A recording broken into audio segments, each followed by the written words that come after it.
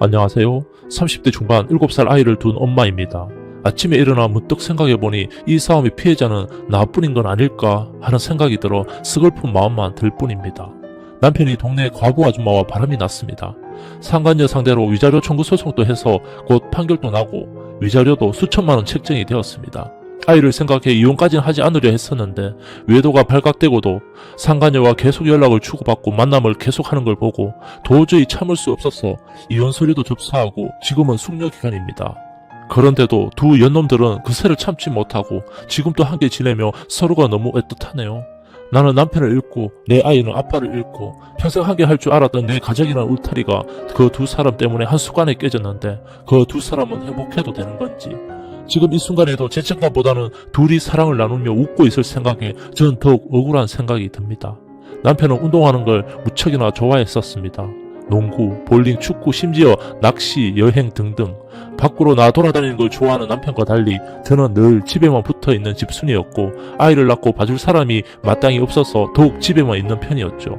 남편과 늘 함께 하지 못해 아이가 조금만 더 크고 나면 다 같이 놀 수 있는 걸로 하자 하는 마음으로 남편의 취미생활을 존중해 줬습니다.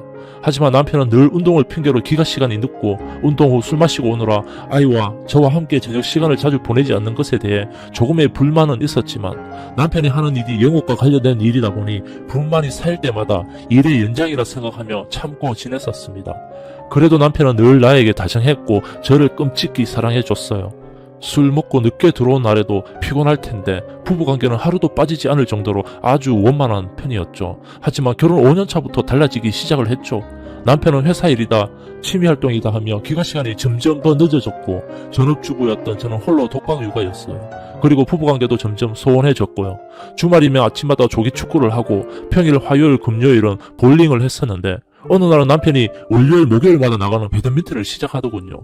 못 가게 해도 요즘 영업실적이 영 시원찮다면서 제 말은 듣지도 않고 막무가내로 시작을 해버렸네요. 이후로 이 핑계 저 핑계 대며 일주일 내내 귀가시간이 늦어져 수상히 알아봤더니 남편이 모임 때 자주 가는 보쌈집 식당에 있는데 그 집 주인 아줌마와 만나고 있더군요. 둘이 같이 배드민턴을 배우면서 시간도 함께 보내고요. 저보다 6살이나 많은 여자, 40대 초반에 5년째 혼자 사는 과부였어요. 딱 봐도 나이 들어 보이고 키도 나보다 작고 체구는 통통하니 여자로서의 매력은 없어 보이는데 남편은 홀딱 반한 것 같더라고요. 제가 촉이 좀 좋아서 초반에 전거를 잡았습니다. 처음에는 당연히 발뺌하더군요. 그 여자에게 경고 문자도 보냈습니다. 당신은 혼자 살아 상관없지만 우리 남편은 아이의 아빠이고 유부남이니 더 이상 만나지 말라고. 이런 저를 비웃듯 두 사람은 매일매일 만나 저녁을 함께 먹고 운동도 하고 우리 가족 사진이 붙어있는 차에 그녀를 집까지 태워다주고 집에서 데이트를 즐기고 새벽 늦게나 되었어야 남편이 집으로 돌아왔습니다. 그 여자 집을 알아내서 찾아갔더니 대문 앞에 버젓이 남편 차가 주차되어 있고 집안에 함께 있는 것도 잡아내고 두 연놈들이 사랑을 나누는 장면이 담겨있는 블랙박스 영상도 보고 남편 다리를 붙잡고 가정을 지키자며 애원도 해보고 욕도 해보고 며칠 동안 한 집에 살면서 말 한마디 없이 무관심해 보기도 하고 한 번은 제가 물었죠. 당신 어떻게 40대 초반에 식당 아줌마를 나보다 더 사랑할 수 있어? 정말 이혼해야 되겠어? 남편이 하는 말이 그 여자와 같이 있으면 자기가 대우받는 것 같고 마음이 편안하답니다. 저는 남편에게 뭔가를 자꾸 바라기만 하는 반면 그 여자는 늘 자기한테 뭘 해주려고 한답니다. 특히 애교가 많아 함께 있을 때는 즐겁대요. 6살 많은 과부 아줌마가 남편을 어떻게 구워 삶았는지 뭘 그렇게 잘해줬는지 정말 궁금해집니다. 그 여자 식당이 동네에선 맛집으로 소문이 나 장사가 무척이나 잘 되는 편인데 우리 남편 앞으로는 돈 걱정 없이 살긴 하겠네요. 처음 남편의 외도 사실을 알았을 때 밥도 제대로 먹지 못하고 아이도 제대로 챙기지 못하고 정신줄을 반 정도는 놓고 살았습니다. 차근차근 정보를 수집해 상간녀 상대로 위자료 소송을 걸었습니다.